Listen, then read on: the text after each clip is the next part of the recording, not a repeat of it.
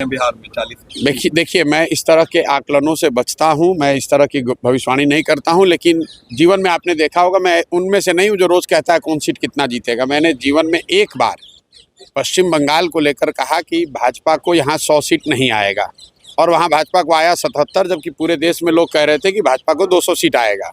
मैं बिहार के लोकसभा के नज़रिए से एक बात लिख कर आपको दे देता हूँ, कैमरे पर भी बता रहा हूँ। नीतीश कुमार के दल जदयू को महागठबंधन में अगर वो लड़ेंगे तो उनको 5 सीट भी नहीं आएगा। और ये मेरे बयान 2-3 महीने से आ रहे हैं, उनके दल वाले इतने घबराए हुए हैं, उनको मालूम है अगर प्रशांत किशोर कह रहा है कि 5 सीट नहीं आएगा तो नहीं आएगा। इसीलिए उहापोह में है कि भाजपा की ओर भागे कि दाहिने भागे कि बाएं भागे।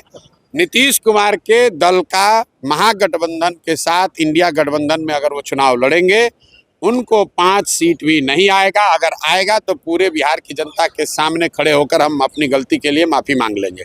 जन सुराज के सूत्रधार प्रशांत किशोर ने शनिवार को जदयू को चेतावनी देते हुए कहा कि अगर वह महागठबंधन के साथ रहकर लोकसभा चुनाव लड़ती है तो उसे 5 सीटें भी नहीं आएंगी। अगर उनकी बात गलत साबित हुई तो वह पूरी बिहार की जनता के सामने सार्वजनिक रूप से माफी मांगेंगे। प्रशांत किशोर ने कहा कि वह ये बातें कई महीनों से कह रहे हैं। इससे जदयू के नेताओं में हड़कंप मचा हुआ है। वह सोच रहे हैं कि भाजपा के साथ जाएं कि दाएं भागें या बाएं। प्रशांत किशोर ने यह बातें बापू सभागार में कर्पूरी ठाकुर के जन शताब्दी समारोह में कहीं।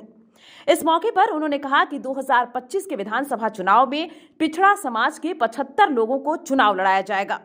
इसके साथ ही जन सुराज अपने फंड से हर वर्ष अति पिछड़ा समाज के 500 मेधावी बच्चों को शिक्षा दिलाने की घोषणा भी की। इसके लिए हर जिले से 10 से 15 बच्चे चुने जाएंगे। प्रशांत किशोर ने कहा कि पिछड़ा समाज के लोगों को अब आगे आना होगा और राजनीति में अपनी हिस्सेदारी बढ़ानी होगी। उन्होंने कहा कि जन सुराज पिछड़ा समाज के लोगों को राजनीति में सशक्त बनाने के लिए काम करेगा। प्रशांत किशोर के इस बयान से बिहार की राजनीति में हलचल मच गई है। माना जा रहा है कि यह बयान जदयू के लिए एक चुनौती है।